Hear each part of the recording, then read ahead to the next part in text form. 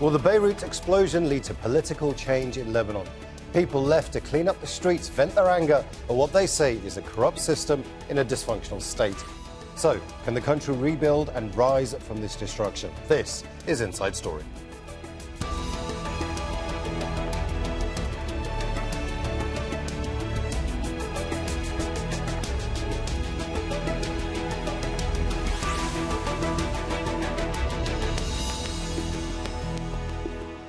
Hello and welcome to the programme. I'm Imran Khan. Lebanon deserves better. It's one of the main messages coming out of Beirut after Tuesday's devastating explosion.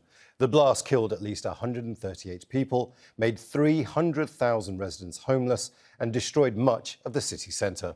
Many Lebanese are blaming government corruption for allowing the disaster to happen. For 6 years, port officials reportedly asked judges for an order to move the nearly 3,000 tonnes of ammonium nitrate that was stored in a warehouse. But they say they never got a response. Some customs officials are now under house arrest. The president says those responsible will be punished. But people in Beirut say they don't trust their leaders to conduct a transparent investigation or even help clean up the damage. I'm 24 years old and I've lived in Lebanon my entire life. I've never seen the country destroyed to this extent. We're not organized, but we come together as one to clean up the country from corruption and from thieves.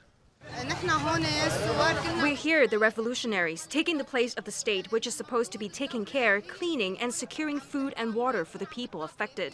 In my opinion, the corrupt state is a dump, so today this is our dump. Sometimes you have to take measures into your own hands. Lebanon was already in a deep economic and political crisis before the disaster. From Beirut, Rana Khouri explains the challenges ahead. We've seen a lot of shop owners sitting outside their shops saying, even if it's destroyed, still trying to make some money to make ends meet. People need, daily wages in order to survive. Half the population live below the poverty line. Search and rescue operations continue. The health minister late yesterday said 80 people remain missing. Many of them were port employees, and we saw their families. We saw their families waiting for news about their loved ones outside the port. International aid has started to arrive, including from France. Protesters asked President Emmanuel Macron to help bring political change after he met the Lebanese president. Macron demanded urgent reforms to avoid further suffering. Today, the priority is aid, to support the people without conditions. But France has been warning for many months and years that the conditions here demand reform: energy, public markets, the fight against corruption. And if reforms are not made, Lebanon will continue to suffer.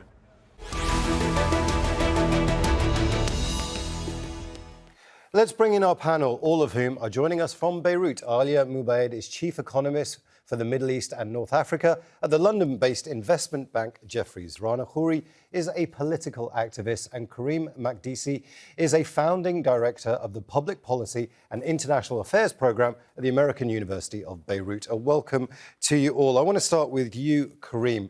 Some of the things I've been hearing from Lebanese friends here in Doha and through my interactions with Lebanese people across the world and in Lebanon itself is that they're all corrupt, they're all thieves. This is a criminal act, that there's no hope for anything for Lebanon.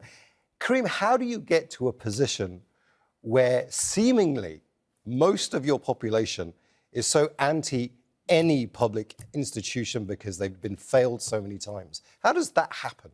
Well, it happens over a very long time. It's been happening over at least 3 decades since the end of the Civil War, from the early 1990s onwards until today. And it's been a slow demise. It's a bit like the frog boiling, and it just continues to boil slowly until it's too late and it's cooked. And I think this is the short answer. It's been coming for 3 decades. I don't share in, a lot of people will start saying, well, we're blaming everybody, we blame the people. They elected this same group of people over and over and over. And on one level, that's certainly true. On the other level, there is a structure in power. This structure has been in place, it's been internationally sanctioned, it's been regionally approved, at least up until the last few years, when this kind of international and regional consensus started to fall apart. And then there's been increased lack of consensus inside the country itself. So that's not to say I'm blaming anybody outside, but that the structure itself is it's a very kind of powerful structure that we need to take some time to try to understand its genesis and where it comes from. Karim, just for the people who don't know, Lebanon is a confessional state. It has a very factional nature when it comes to daily politics. Can you just explain to us the structural nature of Lebanon, just for those people who don't know? Yeah, sure. It's a system that was in fact created through the colonial powers as a way to kind of to bring together the elite sectarian leaders in a kind of consensus kind of government and representation through the parliament, through the government. Over time, through the civil war, the kind of representation and the kind of proportional representation of Christians and Muslims and Shia and Sunni and all this has changed over time, but has become increasingly tied to a much larger kind of neoliberal economic system that has itself then created massive corruption. And then this kind of elite structure, elite sets of politicians and financiers and bankers and those that are controlling the economics, the kind of economic system within Lebanon, just keep on finding ways to get international support and to stay in power through elections that are free to an extent, they are free to an extent, but they are rigged in the kind of larger sense of there's not much choice. They just kind of keep recreating themselves and pushing down any proper alternative progressive voices. Even now, even over the past several months and over the past year, when mass protests have come about in unity against the corruption in Lebanon, even this has been blocked and deflected in a way that was quite powerfully done. And so now protesters, citizens, people are really angry again, are having to reformulate after we go through this grief of what's been going on now. In the coming days, in the coming weeks, there has to be reformulation of the kind of goals, the intents of what this public protest, what people can channel this kind of anger into something productive to try to change the current system, to try to change what's been going on over the past 3 decades and not just these last few months. Well, let's talk to one of those political activists, somebody who has been out on the streets. Rana Khouri joins us from Beirut as well. Rana, is it time to tear the whole thing down? Start again. I think it was time to tear the whole thing down a long time ago, and today more than ever. I think the revolution of October 17 has sent a very strong political message, even though everyone was thinking it was just an impulsive anger of the people. I think the message was clear. No one should trust this ruling mafia, not the international community, of course not the people. And I think it's time to change the system. It's no longer beneficial just to ask for the resignation of the government. The president of the republic needs to go. This clown of a government needs to go. Everyone who's in power since the civil war till today, and we've seen in the last criminal blast in Beirut of August 4, we've seen images that reminded us of the civil war, which is honestly, of course, this is going to happen because it's the exact same ruling class who was governing us during the civil war, after and now. So yes, the system needs to change as soon as possible and allow me here to send all the love and all the sorrow to the people in Lebanon, because I think we all deserve much more than this ruling mafia that's been there just to kill us, just to rob us, and just to oppress us. And we've seen now on the street only people helping other people, people cleaning up the glass, people helping the wounded. We haven't seen one army person, one police, one minister, one member of parliament. It's only the people. Their only job is to kill us and oppress us and rob us. And yes, for this mere reason, and I think the last criminal act they did 2 days ago is like the cherry on top. But Rana, how do you change the system? It's all well and good saying it's a ruling mafia, they're all corrupt, they all need to go. But if you're going to change the system, you need a plan. Do you have one? Is there a plan from activists? I don't think we've always asked the same question, as if it's rocket science to have competent people in Lebanon that are transparent and that are not there to kill or rob their people to take power. And I don't think this is rocket science. The moment you have a good electoral system and good elections, and you allow people without having, guns on the table and millions of dollars being spent and banks robbing people's money and an entire oppressive system on the people, yes, of course you can have a change. And yes, of course there is alternative. It's not anger for the sake of anger. It's not an impossibility to have in Lebanon competent people to govern and to serve their people. And for me, this is not rocket science. So what we are saying is that everywhere in the world today, if you have an oppressive government, there's no possibility of change because it's there. It's always the alternative they give us in Lebanon and the Arab world. It's either the dictators or the army or the Islamists. Because what? We're not a people who can get the best out of us to be able to serve us. It is possible. It's not rocket science. This question is always there to, put a trap for people and telling them, this is the best you can get. You can't get any more. Let them all just leave. Let them resign. Let's have free elections. And then we'll see. Let it be a true democracy and let it be justice. Let people who made this criminal act of August 4 go to jail. Let there be accountability. Let's have a transparent investigation. Let's have international investigators that come here and tell us what was in the ports, what did explode in the port between houses of people, between kids, between the elderly, what was stuck in there. Alia, let me come to you next. You're the chief economist for the Middle East and North Africa at an investment bank. Investment requires confidence. It requires confidence from investors that their money is going to be invested wisely. I keep hearing that money just gets stolen in Lebanon, that it's a bad bet.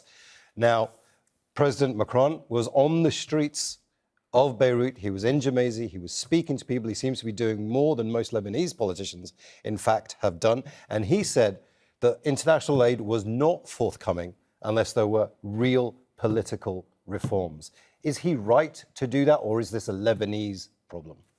Well, the first thing we learn in economics, and I was at AUB where Karim is now, is that economics and politics are the two sides of the same coin. And therefore, there's no way you can have economic progress and economic development without a proper governance environment, rule of law, and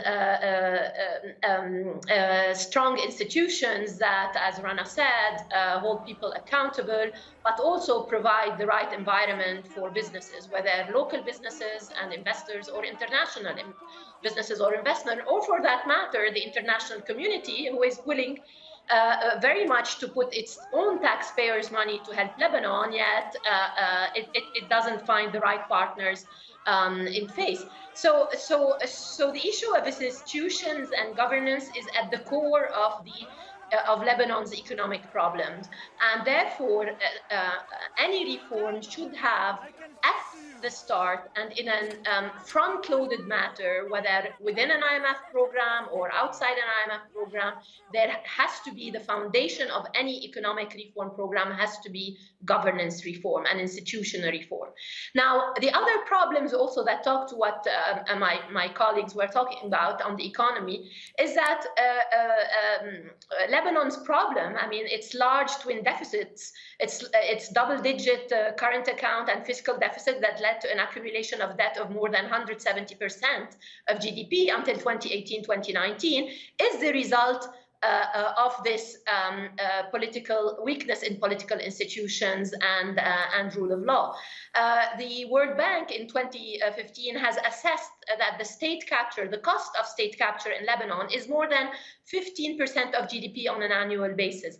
And it is this exact model that funded itself in an unsustainable manner that really unfolded over the last year or so in what we are seeing now, both a debt crisis, a balance of payment crisis with the sudden stop of capital, and a banking crisis that is preventing Lebanese both in Lebanon, but also what we call the external economy, Lebanon's diaspora, which is vital to its progress in the future, unable to mobilize or to tap its own money because the system that was feeding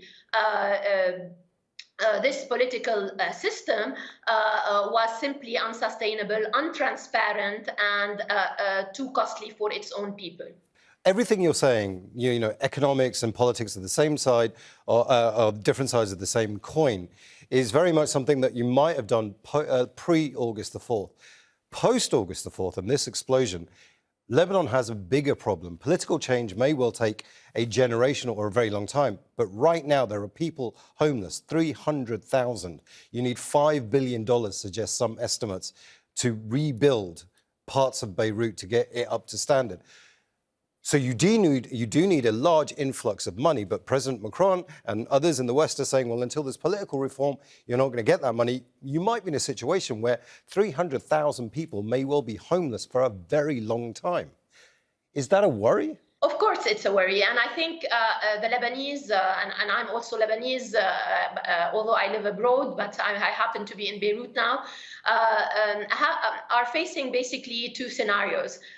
The first scenario is the one of political change that would allow some form of a political settlement that would allow either early election or a transitional government that would allow basically for an independent, competent government to discuss with the international community an international relief, but also a more of a medium-term to long-term economic aid program within the context of an IMF, given the losses, the large losses in the system. And that would be probably what we could call in emerging markets, probably an orderly exit of the financial crisis. The other scenario is the one where the Lebanese cannot agree among themselves to find a proper political settlement. And then we go into what we call a self-destruction, or a very scenario whereby Lebanon will have to live on a meager international basic humanitarian aid that may not be enough basically not only to reconstruct the damage that this huge explosion has caused, but also more importantly, not to be able to deal with the legacy, with the economic meltdown that has been happening beforehand. And therefore, you will end up with continued hyperinflation, an erosion of the purchasing power of the Lebanese, a massive migration that erodes Lebanon's human capital along with its financial capital. And that in itself will be very hard to reverse, because it's like really a self-suicide in the sense that recovering the growth potential that Lebanon needs in the future will never be able to come. So the Lebanese have really these two scenarios to face, and it's up to them to be able to come together and force, hopefully, what we see as the best case scenario, which is a consensus on economic and political reform based on which they would engage with the international community. Let me bring Rana Khouri in here. You've heard what Alia Moubayed had to say. Unless they all come together and they do something, Lebanon effectively becomes a refugee camp. Beirut certainly becomes a large refugee camp. It's a nightmare scenario. Do you think they can come together? I think they are. You mean the ruling parties, the ruling right? classes, I think they are.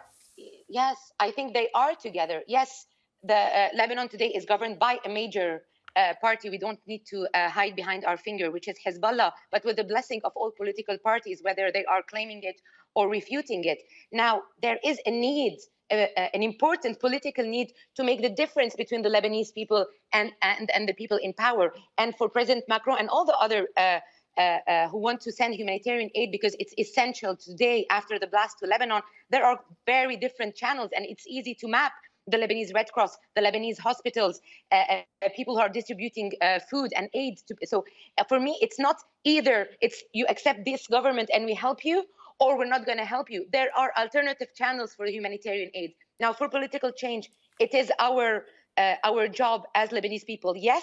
However, this government needs to be isolated.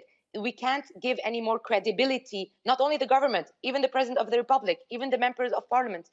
It's honestly, if the message since October 17 didn't cross to the international community that dealing with this ruling mafia is a waste of money and effort and time, then I don't know what else can send the message. Now, is there a need for humanitarian aid? Yes. And as I told you, if you go on the streets today of Beirut, you'll see it's only people helping each other. Now, to go back on the economic crisis, and I'm sure Alia knows much more than me.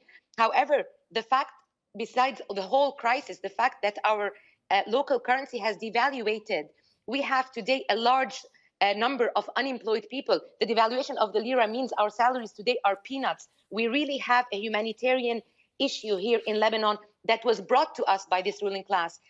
They tried to negotiate with the international Rana, I community. do want to, we are running out of time. I do want to Yes. bring in Karim Yes. Makdisi as well. And you've made a very good Go point, ahead. which I want to bring up to Karim Makdisi. Lebanon is a sovereign state. It has a government that the international community does need to deal with. But Rana's just said there's no confidence within Lebanon in that government. But the international community does have to deal with it. And $5 billion is a lot of money for reconstruction, likely to come from abroad. How do you bridge that gap between what the Lebanese people feel about the government and what the international community has to deal with?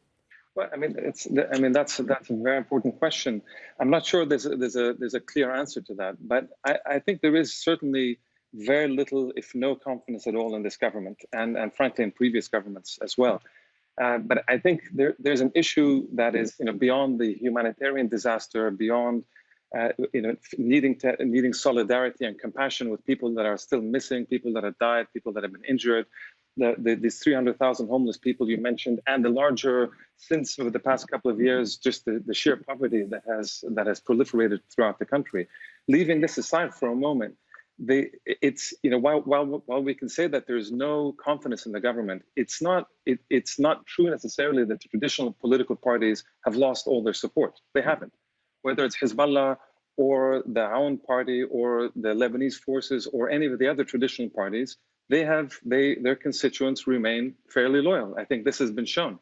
So how do we move away from a system where the traditional parties retain their kind of legitimacy among their own constituency, but in the larger frame the rest of the people don't have confidence in the government, but the structure will keep on producing the same sets of governments, the same sets of people. I think the international community, I think it's important to make this point, that the international community has a problem, for sure. How do you channel aid to a government and to a system in general that has basically eaten up this money through corruption and through the things that have been very well documented? But at the same time, the international community also bears a responsibility to an extent, that they have legitimized the previous governments. They have legitimized over 30 years. They provided a lot of money. They were championing the head of the central bank, who now is one of the least popular figures in the country, and many considered to be, even criminal. He was popularized. He was made into a model central banker. All sorts of other previous ministers and prime ministers and presidents, all of them have been welcomed throughout the world and international community, and have been given aid and money throughout all these years.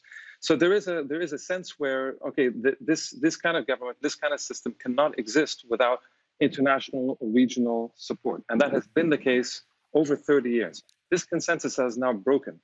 And the question, and the internationals are now responding, in fact, to people power. And the fact that people are out on the street is making the international community, including France and others, kind of recalculate what makes sense for them, what is in their interest. France is not a humanitarian country. France has an interest, and of course, it's very welcome to provide humanitarian support. Everybody will appreciate this, but it as a country has its interest inside Lebanon, and the issue is, as you're saying, how do you bridge these two issues together? Well, it's up to the Lebanese people. The Lebanese have to, at a certain point, kind of waiting for governmental reform will not happen. This is a different way of saying they need people to go out and make sure that the system, that the government that is put in place to replace this government, which at some point simply has to resign. Unfortunately, Karim, we are running out of time. We have just a minute left. Rana Khouri, I want to come to you. You were shaking your head there at some of the things that Karim was saying, particularly about politicians not coming out onto the streets. What do you think? Do you have any hope? First, I don't think that people or politicians who have loyalties from the people can escape jail. This doesn't, this doesn't counterbalance. When you destroy half of Beirut because of your incompetence, and maybe more than that, and more than 100 people were killed by this blast, I think here justice is needed before anything else. I do have hope because I've seen people on the street, not only on October 17, but more importantly, yesterday and today, and how they are helping each other without the need of anyone else being part of this. We need to believe that, or at least I believe that we are going to bring this political change, but there is a need to isolate completely the ruling parties, to isolate completely the mafia that is in power, and trust us, we can do the rest. We have proven to do the rest. We have paid with our homes and our lives and our jobs and everything to be able to do the rest. We have to stop protecting the system the way it is, because honestly, it didn't work for the past 40 years, and it will not work. I have a lot of faith in everyone around me, everyone I see on the street, and they are honestly the leaders that I aspire someday I would be governed by. I want to thank all our guests, Alia Moubayed, Rana Khouri and Karim Makdisi. And thank you too for watching. You can see the programme again anytime by visiting our website, aljazeera.com. And for further discussion, go to our Facebook page. That's facebook.com/AJ Inside Story. And you can also join the conversation on Twitter. We are at AJ Inside Story. From me, Imran Khan, and the entire team here in Doha, bye for now.